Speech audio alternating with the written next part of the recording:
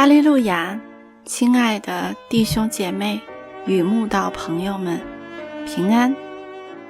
今天我们要分享的是日夜流淌心中的甘泉这本书中6月4日住了吧，进了吧这篇灵粮。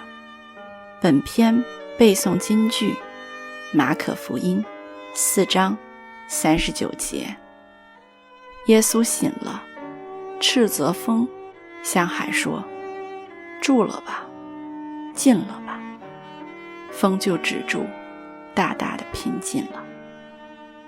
有一天，耶稣与门徒一起坐船，要渡到对岸去。耶稣因为疲累，坐在船尾上，正枕着头睡觉。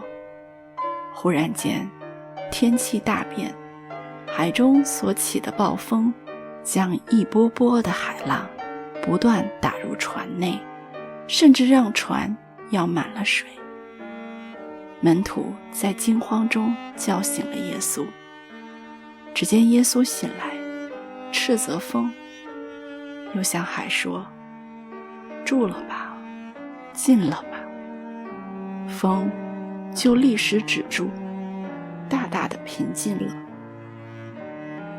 昔日神能平静风和海，使得在风浪中惊惧害怕的门徒们安静。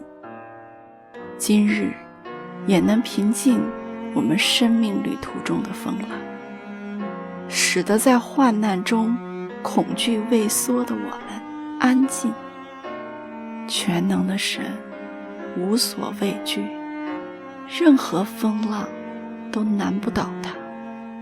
只要他大手一挥，出声斥责风和海，风浪就会消退，祝福就会临到。他使人安静，谁能扰乱呢？神能使人安静，任谁都不能扰乱。这是神大有权柄的能力。特别是安静不下来的人，只要体验过神赏赐的平安，就知道神能让人在烦乱中平静下来。这种安静不是普通的安静，而是在痛苦烦扰中仰望祈求神时，神所赏赐盼望与安慰中的安静。人生旅途中难免因病痛、忙碌、纷乱、苦恼等静不下心来。每当心情烦躁时，总是想起神平静风和海时讲的话：住了吧，进了吧。真的，有神可依靠，没有什么好挂虑烦恼的，一切都在神的掌握中，只要静待神的带领就是了。有时候神会故意拖延一下，让我们等久一点，就是要磨练出我们安静等待的功夫。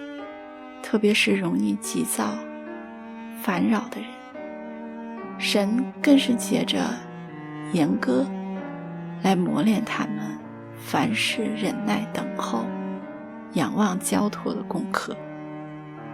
有位弟兄曾经跟我分享他何等喜欢安静的心情。他说1周上班5天，工作压力很大，常感身心俱疲。星期六到教会守安息日是他最快乐的时光，所以每当聚会结束，大家到地下室用餐或吃点心，他还是很想一个人待在会堂，静静享受在神里面宁静的美好。